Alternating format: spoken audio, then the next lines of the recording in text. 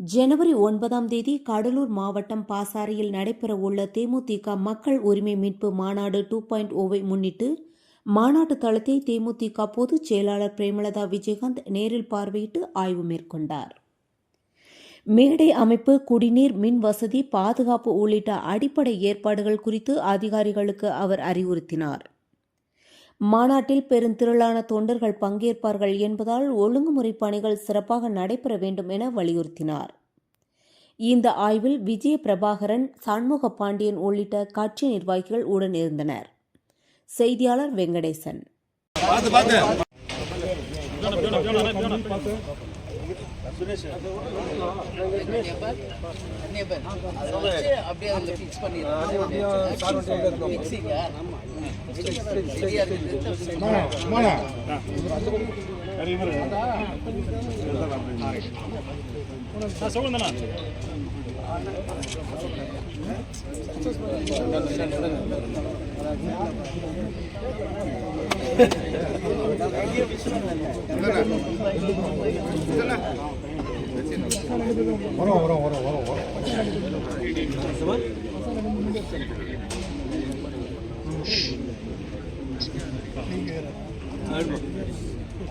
சின்ன வர மாட்டாங்க கூச்சப்பட்டு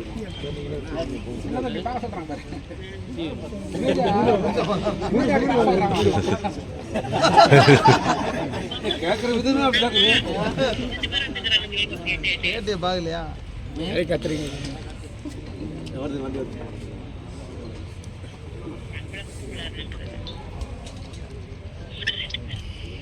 நான் கூட்டிட்டு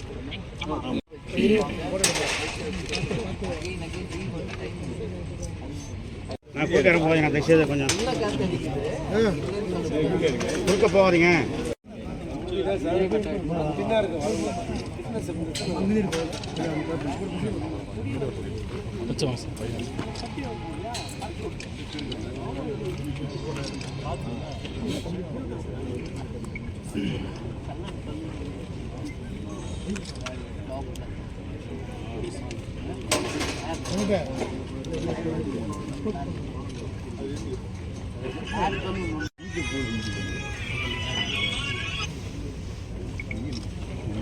ஆமா சார்.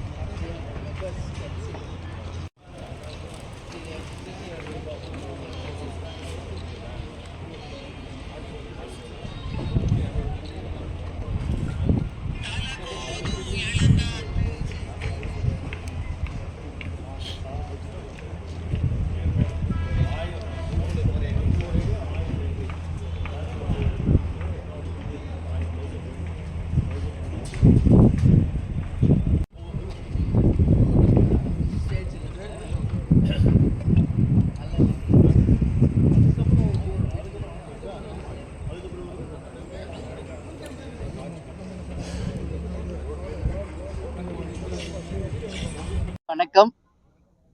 என்னுடைய விருதாச்சலம் தொகுதியினுடைய பத்திரிகையாளர்களையும் எங்கள் கடலூர் மாவட்ட நிர்வாகிகளையும் சந்திக்கிறதுல மகிழ்ச்சி. அனைவருக்கும் இனிய புத்தாண்டு நல்வாழ்த்துக்களை முதல்ல நான் தெரிவிச்சுக்கிறேன். இன்னைக்கு மாநாட்டு திடல்ல நிற்கிறோம். இன்னும் 3 days to go.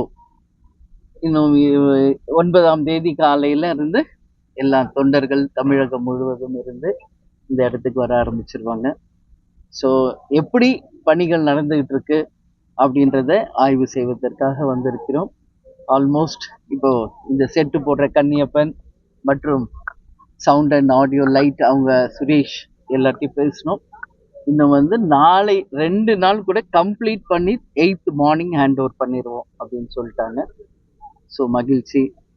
கேப்டன் அவருடைய பிளெஸ்ஸிங்கோட நடக்க இருக்கின்ற மக்கள் உரிமை மீட்பு மாநாடு 2.0 கடலூரிலே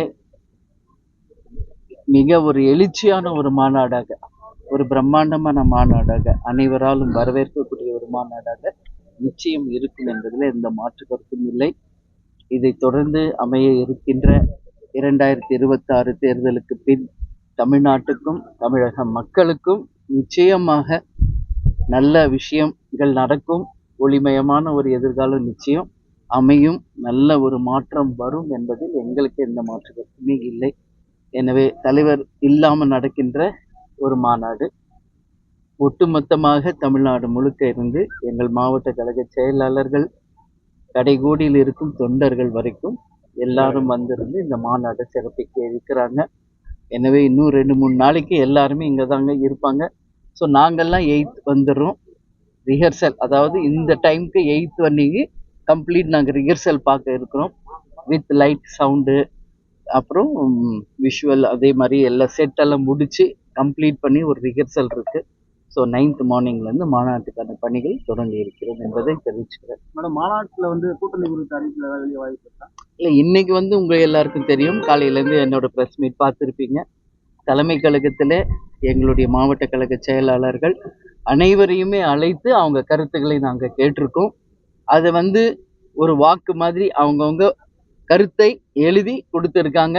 ஒவ்வொரு தனி நபரும் அவங்கவுங்க கருத்துக்களை அவங்க ஜனநாயக ரீதியாக அவங்களுக்கான உரிமையோட அந்த மாவட்டத்தின் பிரதிநிதிகளாக இருந்து அதை எழுதி கொடுத்துருக்காங்க. அது வந்து ஓட்டு போடுற மாதிரி நம்ம வந்து பாக்ஸில் போட்டிருக்காங்க.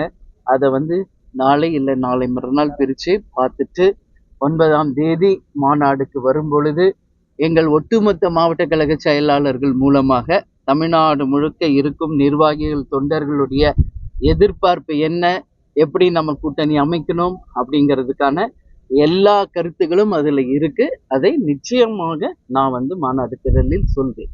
மாநாட்டில் எவ்வளோ பேர் பங்கேற்பாங்க எதிர்பார்ப்பு?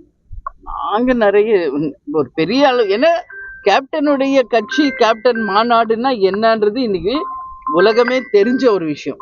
இதுவரைக்கும் தமிழ்நாட்டில் இதுவரைக்கும் நடந்த அத்தனை மாநாடுகளிலும் மதுரையில் நடந்த மாநாடு தான் இன்னைக்கு வரைக்கும் சரித்திரம். அதுக்கு அடுத்து நடந்த பல்வேறு மாநாடுகள், இளைஞரணி மாநாடு, மகளிர் மாநாடு, அதே போல சேலத்தில் நடந்த மாநாடு, விழுப்புரத்தில் நடந்த மாநாடு, நான் ஒவ்வொன்றா சொல்லிகிட்டே போகலாம். கேப்டன் இருந்த இந்த கட்சி ஆரம்பித்து 20 வருஷம் நாங்கள் நடத்திய மாநாடுகள் அத்தனையுமே தானாக சேர்ந்த கூட்டம். அதுதான் அங்கே முக்கியம். தலைவர் வந்து இந்த தேதி இங்கே வந்து மாநாடு அப்படின்னு சொல்லுவார். அவங்கவுங்க வண்டி வச்சு அவங்கவுங்க சோறு கட்டி அவங்கவுங்க வந்து சேர்ற ஒரு மாநாடு, அதுதான் தேமுதிகவின் மாநாடு என்பதை நான் பெருமையோட இந்த நேரத்தில் சொல்ல கடமைப்பட்டேன். எதுங்க, கொஞ்சம் பொறுமையா இருங்க, நானே சொல்றேன். விருதாச்சலம் தொகுதி எப்பவுமே எங்க தொகுதியால எந்த மாற்று கருத்து இல்லை. கேப்டனுக்கும் தேசிய முற்போக்கு திராவிட கழகத்துக்கும் முதல் வெற்றியை கொடுத்த தொகுதி விருதாச்சலம். இந்த கடலூர் மாவட்டம் விருதகிரீஸ்வரர் அருளால், விருதாம்பிகை அருளால் ஒரு மகத்தான வெற்றியை கொடுத்த தொகுதி. என்றைக்கும் எங்களுடைய நெஞ்சிலிருந்து அகலாத ஒரு தொகுதி. அதனாலதான் அந்த சிறப்பு இந்த வாட்டி கடலூர் மாவட்டத்திற்கு அந்த மாநாடுக்கான அந்த சிறப்பு இன்னைக்கு வந்திருக்கு. எனவே உங்கள் எதிர்பார்ப்பு என்ன அப்படின்றது எனக்கு தெரிகிறது. கொஞ்சம் வெயிட் பண்ணுங்க. ஏன்னா ஒட்டுமொத்தமாக எல்லாருடைய கலந்தாலோசனைக்கு பிறகு கூட்டணி முடிவு செய்யணும். அதுக்கப்புறம் தொகுதிகள், அதுக்கப்புறம் யார் வேட்பாளர், எந்தெந்த தொகுதி, இதெல்லாமே இருக்கு. ஸோ இவ்வளோ நாள் வெயிட் பண்ணிட்டீங்க, கொஞ்சம் வெயிட் பண்ணுங்க, தெளிவாக உங்களுக்கு நான் சொல்றேன். கூட்டணி எத்தனை தொகுதி கேட்பீங்க? 234. அது வந்து தெரிஞ்சது தானுங்களே, எத்தனை தொகுதி கேட்பீங்க இதெல்லாம் வந்து நம்ம கேட்க முடியாது, சரிங்களா? அது வந்து நிச்சயமாக ஒரு தேசிய முற்போக்கு திராவிட கழகத்திற்கென்று ஒரு மரியாதை இருக்கு, மக்களிடையே ஒரு பெரிய ஒரு ரெஸ்பெக்ட். கேப்டன் இன்னைக்கு இல்லாத போது கேப்டன் உயிரை கொடுத்து இந்த கட்சியை வளர்த்துட்டு போயிருக்கிறார், இது உண்மை. அதனால நிச்சயம் தேமுதிகவுக்கான இடம் எல்லா கட்சிக்கும் தெரியும். நிச்சயம் எங்களுக்கான அந்த இடங்களை நாங்கள் பெறுவோம். செய்திகளை உடனுக்குடன் தெரிந்து கொள்ள நம்ம வேதா நியூஸ் டைம்ஸ் சேனலை லைக் பண்ணுங்க, ஷேர் பண்ணுங்க, கமெண்ட் பண்ணுங்க, மறக்காம சப்ஸ்கிரைப் பண்ணுங்க. பக்கத்துல இருக்க பெல் ஐகானையும் கிளிக் பண்ணுங்க. அப்பதான் நாங்க போடுற வீடியோஸ் உங்களுக்கு நோட்டிபிகேஷன்ல வரும்.